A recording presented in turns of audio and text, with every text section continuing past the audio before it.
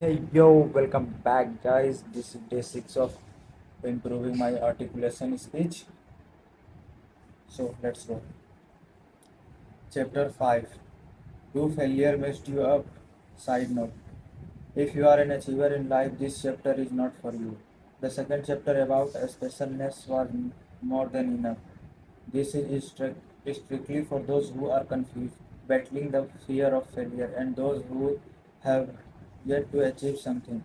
In this chapter, we will expand on the fundamental principle.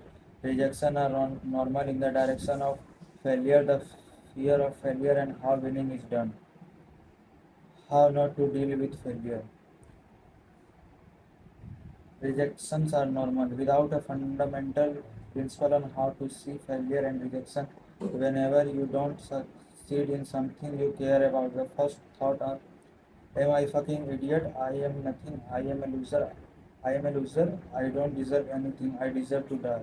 In many cases, these feelings are accompanied by fear of your parents' worth, friends' judgment, people's disappointment. How am how am I going to tell my parents? Everybody is going to think I am a loser. I am good for nothing because my friend got though everybody is going to move on and I will be stuck here forever. Some of the worst outcome are your friends are afraid of failing again that you become so afraid of failing again that you find excuse to back out and not sign up for any competition, challenge or opportunity with the same risk involved. You stick to one place, you don't change your job as if you don't merit the workplace. Changing job feels like a new challenge. It involves a new environment, new people, new tasks, and the word new brings a strong feeling of unnecessity to you. It may be to you. Maybe I will fail there, maybe I will not perform well there, maybe I will have to act differently there. May Maybe I will have to learn different things there, and the focus in all those maybe is one the worst possibility I won't work out. You convince yourself that you are mediocre. Your mind looks only for a safe option now. Your part-time job is a scarce other people into looking for one like you do. Mediocrity is safe. As a coping mechanism, you treat it as if it's matter of choice. I am cool guys who never study and always fail in exam. That's my feeling. You think people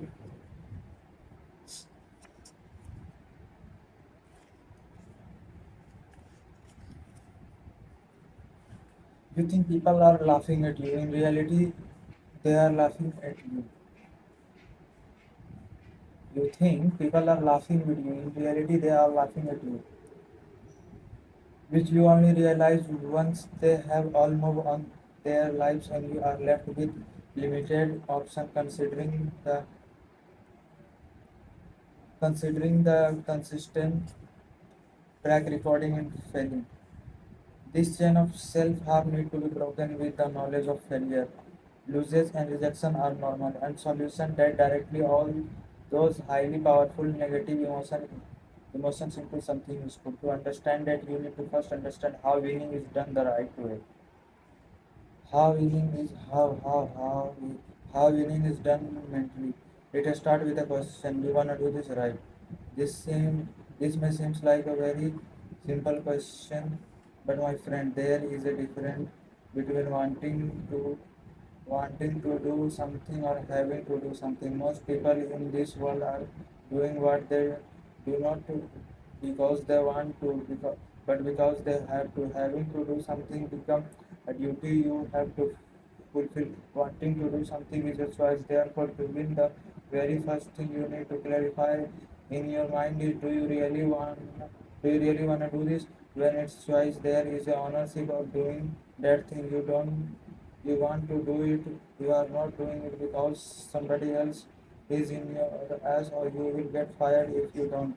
You will have a bad record as an employee. All of this means you don't care much.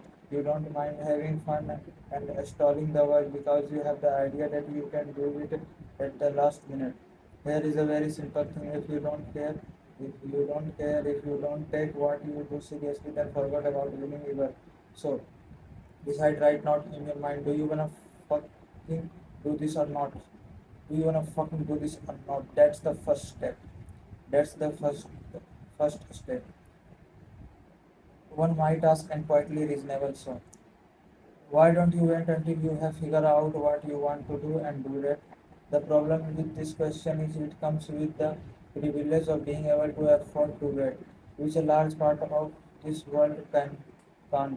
The law that govern their circumstances simply state you have to do something right now. So the three possible answer to the question, do you wanna do this? Yes, no, I don't know. The answer no and I don't know occupy a great many people. The argument they make is we are not successful because of our lack of interest in the things. I have no interest in what I do. It doesn't motivate me. In short, you are not successful because you don't know what to do. This is highly misplaced argument because it assumes that everybody who is successful must be deeply in love with what they do.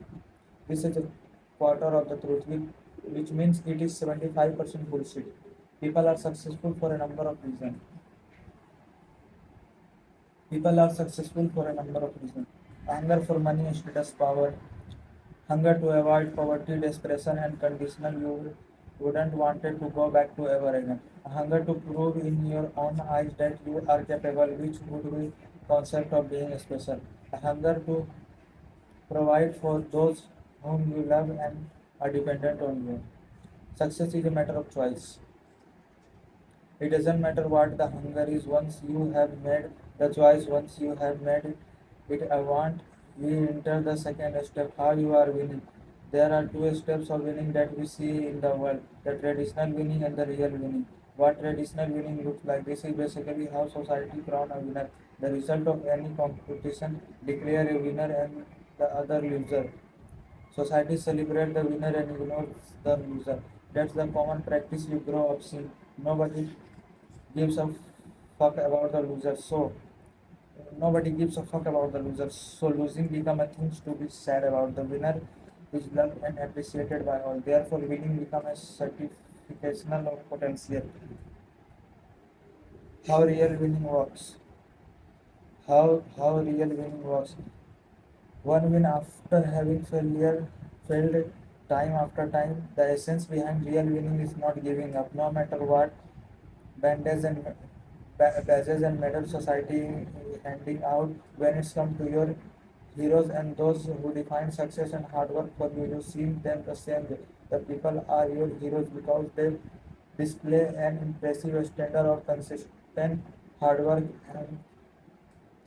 and through the hard work have achieved expertise in their field, and that is why you love to fixate on and romanticize how many times they felt lost and were rejected. You are usually understanding and forgiving of their failure and mistake. You believe in them because you know they are not the type to give up. So in your story, the traditional sense of winning applies. In the stories of those you admire, winning has everything to do with never give up spirit, excelling in a skill and doing so by hard work. Why don't you apply the same to your story as well? The only reason why you are still stuck with traditional winning is because you grew up seeing it, and because society treats it as the most important thing. Because you won't make it very far with the traditional sense of winning, because it's short-sighted. It's focused only on an event, the result of an exam, a competition. It appeals to the need for instant gratification. I won this. I won something. Now I am important, a winner and a special.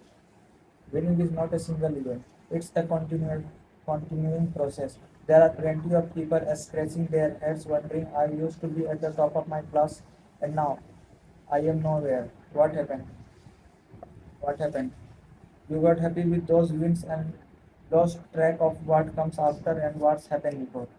As long as you feel insanely happy about winning, you are going to feel in, intolerably, intolerably, intolerably miserable with losses. As a result, it might become hard to avoid being permanent, afraid, and unsure about failure, or become cocky or overconfident after a win. How winning, how winning is done practically. You want to be a special. This specialness is not about being superficial, it is about being capable. Earn a specialness by becoming capable. Once you have decided to become capable, start seeing whatever you are doing as a challenge. The mindset of looking at things as challenge appeal directly to your ego. Whether you feel whether you feel you are interested in it or not become unimportant. Your hunger to become capable is far greater than how the challenge makes you feel. Once you have understood and accept the concept of specialness, your focus deviates from traditional winning. Real winning requires your focus on neither winning nor losing, but upon learning. You start seeing whatever you are learning from the point of view, utility, opportunity, and ability. Take whatever you are learning right now, whatever you are currently doing with your life, and ask the question below from these 3 points of view. Utility. Ask you what's the use of what are you learning? In how many areas, field of study and practice can it be implemented? How much self-belief does this learning generate in you? How much self-value does it provide? Does it have value in the long term in the market? And lastly, at what point does whatever you are learning start to have real utility in terms of success? Basically, where you stand right now. Things in terms of utility make you realize that there is a real estate out there, away from your frog well, with real competition, and the trophies you may be collecting are mere indicators that you are on the right path, but you don't actually won. But you haven't actually won. Opportunity. Ask you. You can you can how can you use what you are learning? How many doors will it open for you? In how many ways can you capitalize on this skill? How many opportunities does it have in a marketplace? What's the full potential of this skill if I learn until you are an expert? What is the geographic hub for opportunity for this skill? Thinking in terms of opportunity give you ambition. Ambition give you seriousness. With ambition goals, the nature of its utility in your mind is reverse and reset as well. Ability. Ask you how well can you do what you are learning? Do you have a natural talents for this? Are you able to learn this faster than other? Are you faster than others? If yes, then despite being slower, are you able to beat the competition or on par stand on par by working hardly? Then success cares about nothing but results. Are you able to think creatively? Which means are you create new opportunity from the existing one? Are you able to think cleverly? Thinking in terms of ability make you aware of where you stand right now and where your ambition require you to be standing. Once you start seeing winning from these points of view, you get clarity and the vision. Now we move to the third step: how to see failure.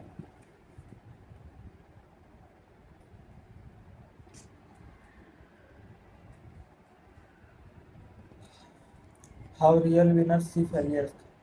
Make the fact that failure, rejections, and losses are normal, a foundational principle upon which your brain works. Real winning is a journey. Despite knowing this, people tend to give up on the entire prospect of winning at the first sight of failure. One of the big reasons is that in your mind you have certain qualifier. There could be getting into the college, gaining that skill by the specific time, reaching there or becoming at a certain age.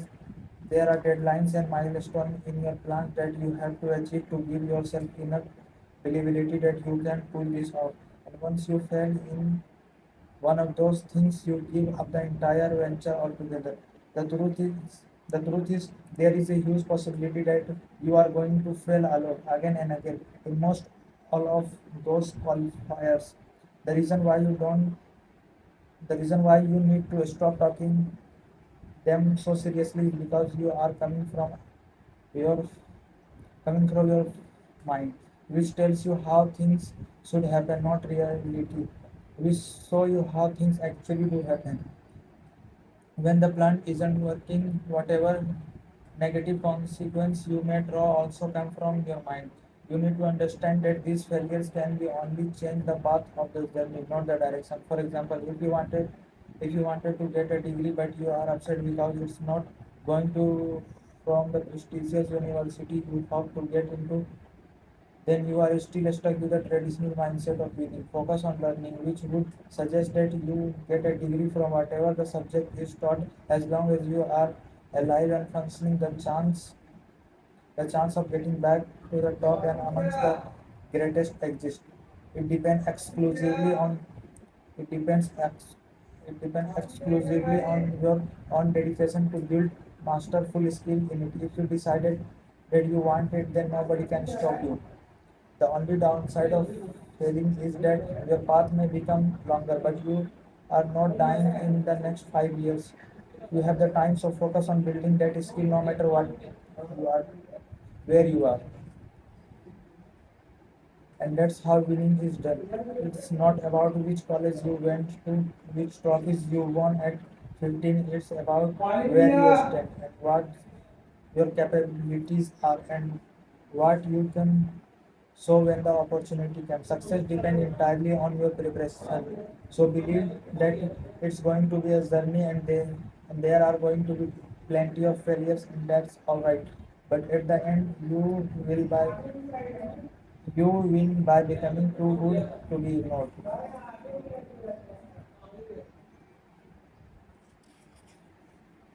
So this was all for day 6. We will see in day 7. Till then keep going. I am rooting for you.